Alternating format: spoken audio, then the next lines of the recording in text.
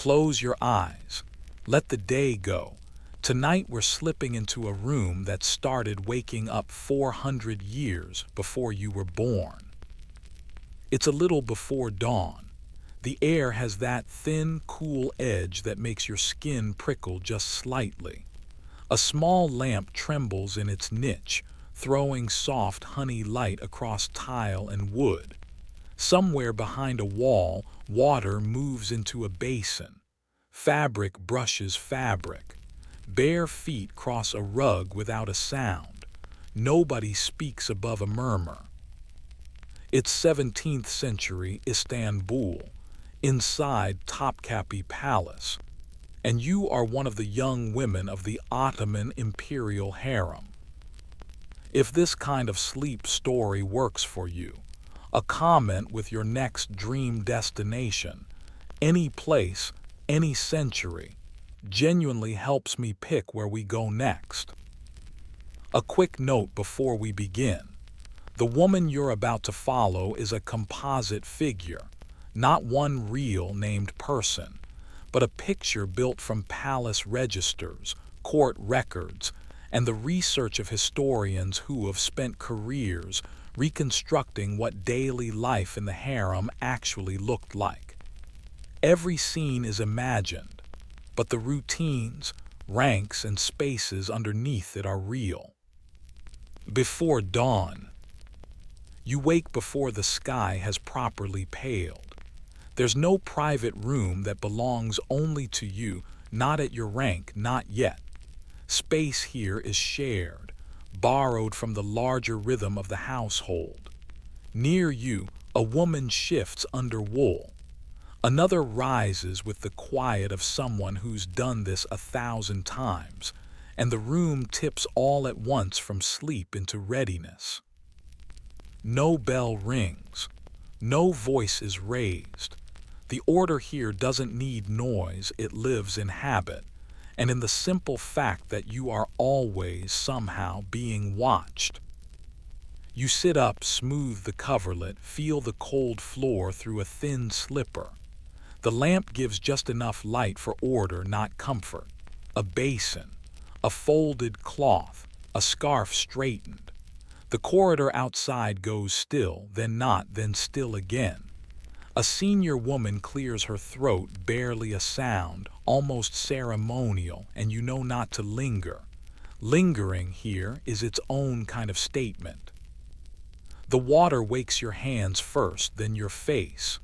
Your fingers know the motions before your mind catches up. Rinse.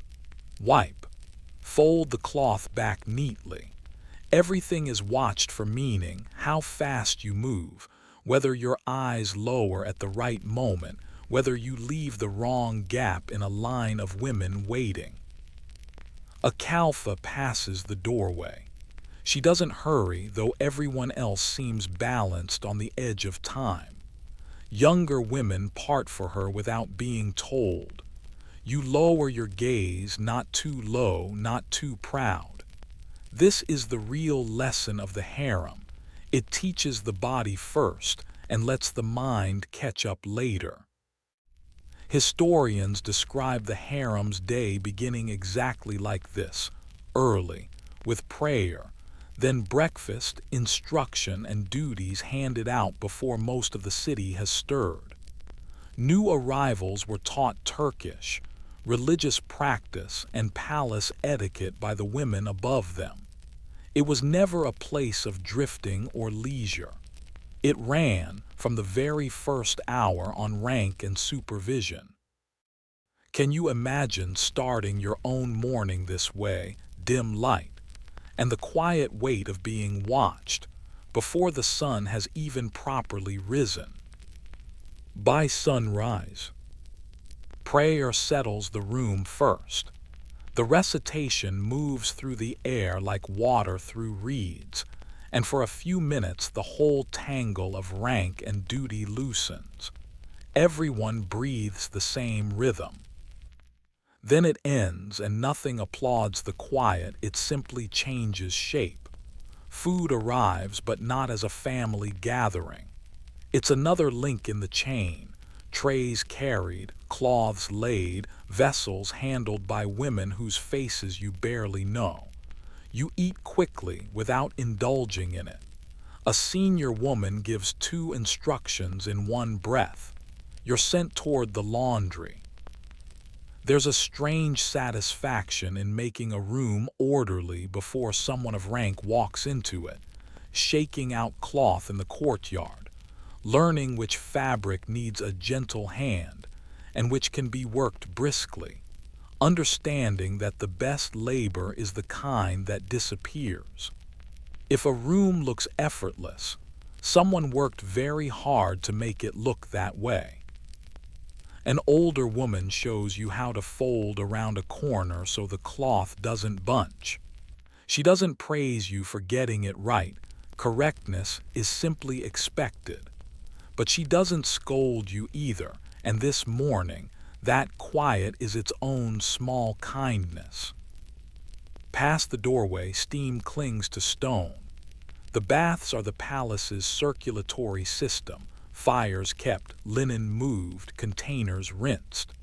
Through a screened window, a single slice of morning light lands on the tile. Not much of the outside world reaches most rooms here. A view is its own kind of privilege. Beyond these walls, markets, ferries, mosques, noise, weather, a whole city living loudly. Inside, another city entirely female, ranked and quietly running the empire from underneath. Lower-ranking women like you did the bulk of this invisible work, cleaning, sewing, embroidery, laundering, while the palace's own pay registers tell a blunt story. Under Sultan Mahmud I, most of the harem's several hundred women earned only a handful of coins a day, while a much smaller number, further up the ladder, earned considerably more.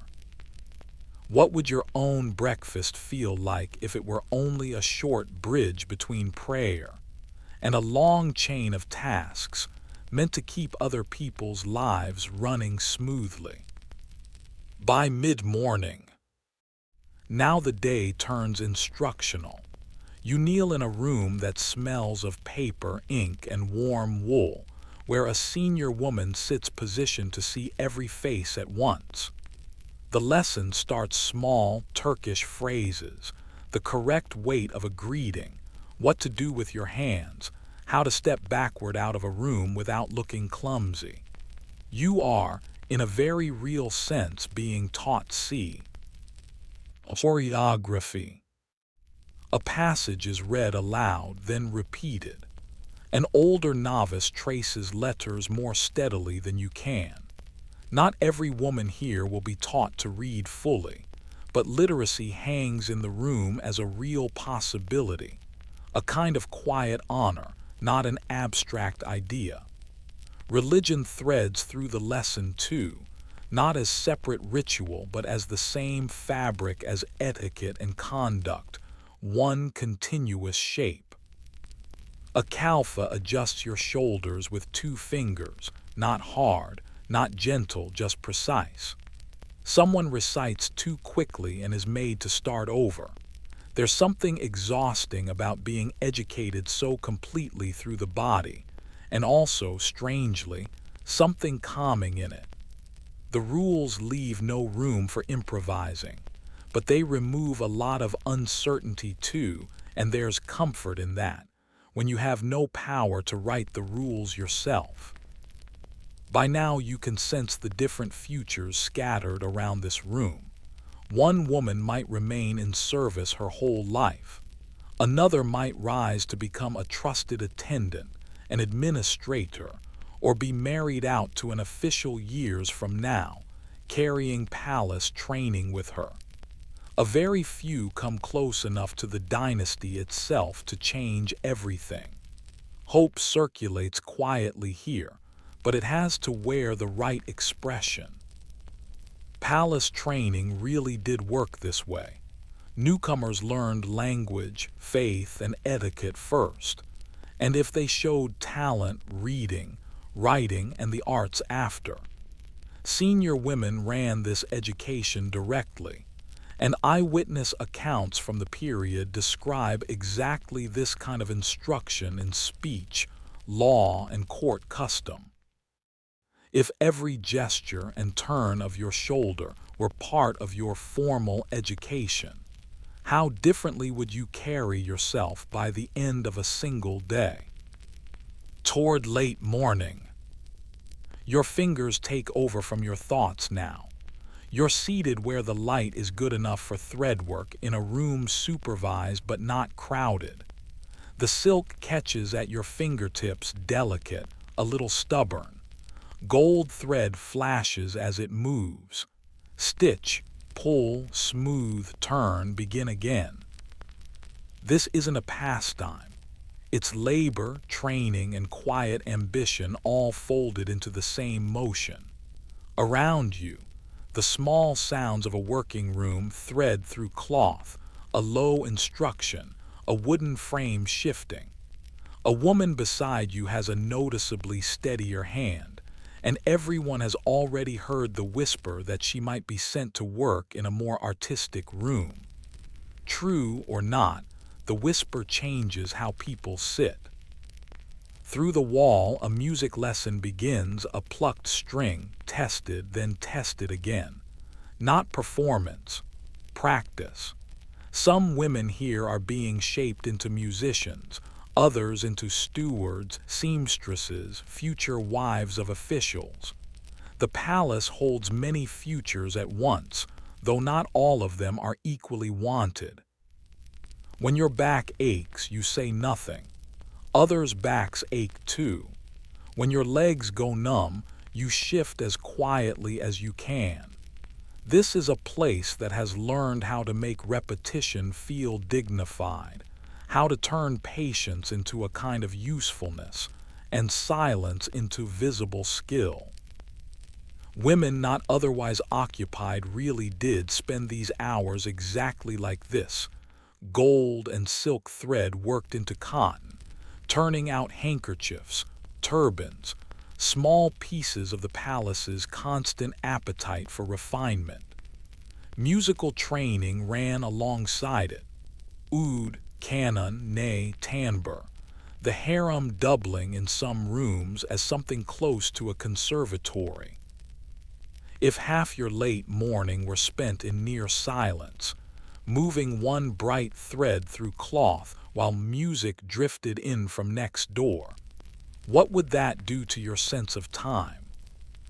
At noon. Noon thickens the day rather than splitting it. You carry finished work where you're told, then wait outside a door longer than seems reasonable, because higher-ranking lives are full of pauses that lower-ranking women simply have to absorb. This is the hour rank feels most physical. A tray moves past you towards someone who will never sweep a floor in her life. A garment is brushed and folded for a woman whose hair is being dressed by hands trained for exactly that intimacy. You assist, then step back. Assist, then step back. The pattern is its own kind of lesson. But the hierarchy isn't only heavy, it's also quietly a ladder. A woman might become a trusted kalfa, take on real administrative weight, join a powerful mistress's household, or be married out to a statesman years later, carrying palace training with her like a credential. For a very rare few, the dynasty itself becomes the path upward. Everyone here knows this, even if nobody says it out loud. The women's hierarchy really was this layered, entry-level jariais at the bottom, Kalfa and Usta above them, and three broad ways a career here could end. Rising into the dynastic family itself, moving into the harem's own administration, or earning freedom through marriage into the Ottoman elite.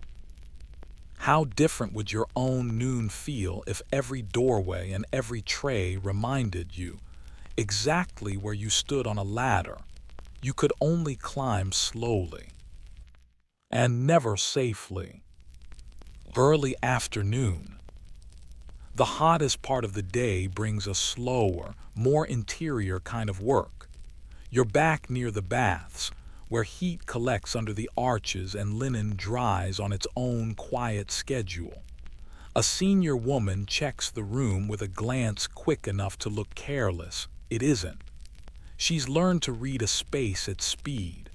What's missing? What's out of line?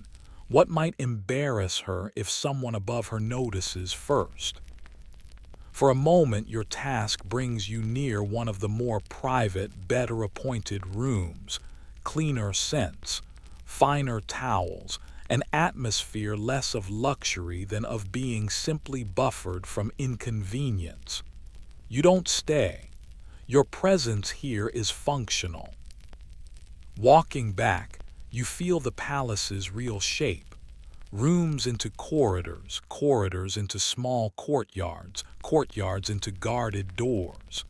It isn't one legendary room swollen out of proportion. It's a world built entirely out of compartments, each with its own rules about who may enter.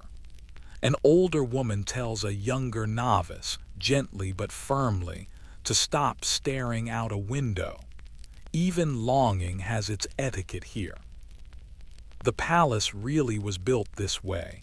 The Valide Sultan's own quarters split the harem into a service wing, and a family wing so both could be overseen at once, and men were excluded with a strictness outsiders sometimes compared to a convent.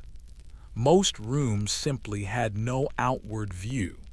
Seclusion wasn't just a social idea, it was built into the stone. Can you imagine spending your afternoon somewhere where the shape of the building itself decides what you're allowed to see? Late afternoon. The light softens now, though the day's demands don't. Dust hangs gold in the screened light. Even hard rank seems briefly wrapped in the same warm color as everything else. Still, the work continues, sewing, sorting, lines of instruction repeated under someone's breath. There's a little more room for talk now, though conversation here never stays purely personal. A senior woman recalls, flatly, a girl who once rose by being reliable rather than beautiful. Someone else mentions a former resident married out to an important household, still carrying palace habits with her. These aren't bedtime stories, but they do the same job. They tell younger women what futures are still possible. You listen with your eyes on your hands. That's how you survive information here, by never looking too hungry for it. Palace records describe exactly this kind of life. Every day disciplined and planned, every woman assigned real duties, promotion tied closely to education, and to standing out through talent and reliability. Women who eventually married out carried palace training with them, quietly spreading its etiquette into elite households across the empire. Would your own late afternoon feel heavier, or maybe clearer, if your future depended less on what you wanted to say and more on whether you were seen as useful and impossible to fault? By evening. Evening arrives in layers of sound rather than spectacle. Lamps are prepared, cushions are straightened. In the next room, women selected for tonight's music settle in, the first notes careful, then more assured. Strings gather. A voice enters, never loud in the way a public square is loud. This is sound made for close, enclosed ears. Some women listen from places of honor, some from the edges, some while still working. For a little while, the whole institution seems to breathe differently. The same discipline that shaped your posture this morning now opens into something closer to art. A singer holds a note long enough that several women lower their eyes, not from grief exactly, more from the kind of inward stillness music brings to people used to restraint. Trays move again, and even here rank moves first. The most practiced attendants anticipate a need before anyone names it, which might be the most polished skill in the entire palace, making service look like it arises on its own. Beyond the walls, the city is dimming too, ordinary households banking their fires, sharing supper, bolting doors. Your evening looks nothing like theirs, not in scale or in purpose. Very few people anywhere in the empire lived anything close to this. Music genuinely sat at the center of palace education, brought fully into view on feast days, births, and royal weddings. And the numbers tell their own story of scale.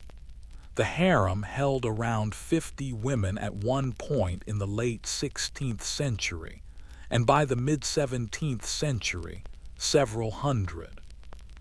Can you imagine your own evening ending not with your own choices, but with music shaped entirely by duty, and the quiet knowledge that hundreds of other lives are enclosed in the very same walls as yours? Once night falls, night doesn't erase the palace, it only lowers its voice. Lamps dim without going out entirely. You walk one last errand under the watch of a senior woman whose face, at this hour, looks carved equally from fatigue and discipline.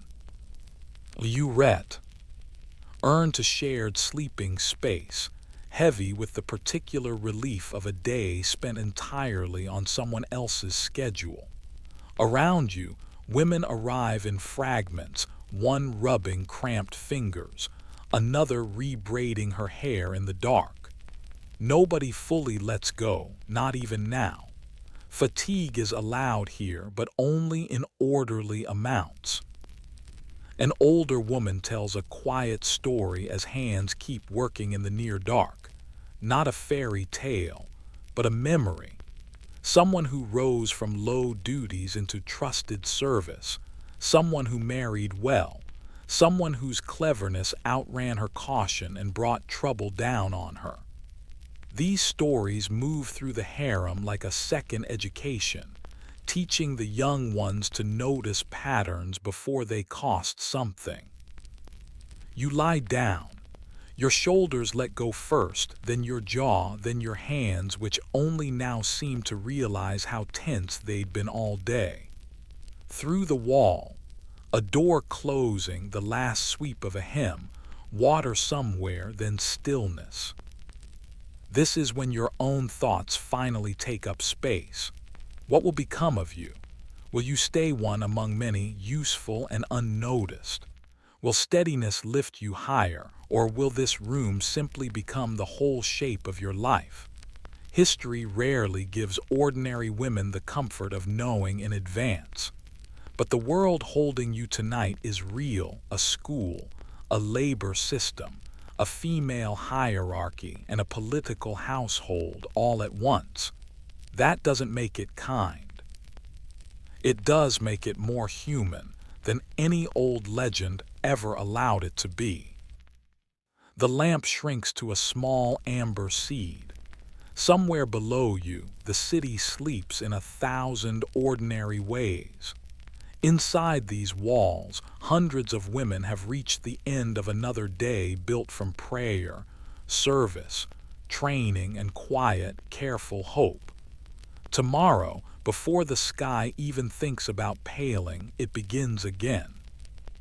And when you finally lie down tonight, in your own room, with your own blanket, free to wake late or speak loudly or simply open a door and walk outside, can you feel how unthinkable that small, ordinary freedom might have seemed inside a household like this one? We tend to remember history from the top down, rulers, decrees, victories written in large, confident letters. But most of history was actually carried in routines, in hands that learned to fold cloth just right, in voices that learned exactly when to speak and when not to, in women whose names never made it into any record, but whose work held the whole machinery of one of the world's great courts together. Lives like hers rarely survive in full. They come to us in fragments: a register, a room plan, a salary line, a passing remark from someone who happened to be watching. And yet, from just those fragments, a whole human day can still be felt. Not perfectly, but enough to remember that history was built by people who got tired, learned rules, hoped quietly, and went to sleep wondering what tomorrow would ask of them. There's something tender in that. The famous world always rested on the ordinary one underneath it.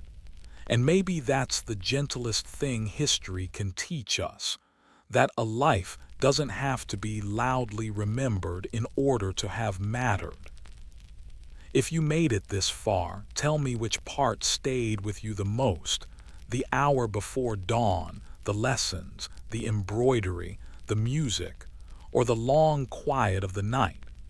And if you'd like another journey, just leave me a place and a century. For now, rest easy, stay warm, and let the palace lights fade. Good night. I'll see you in the next quiet corner of history.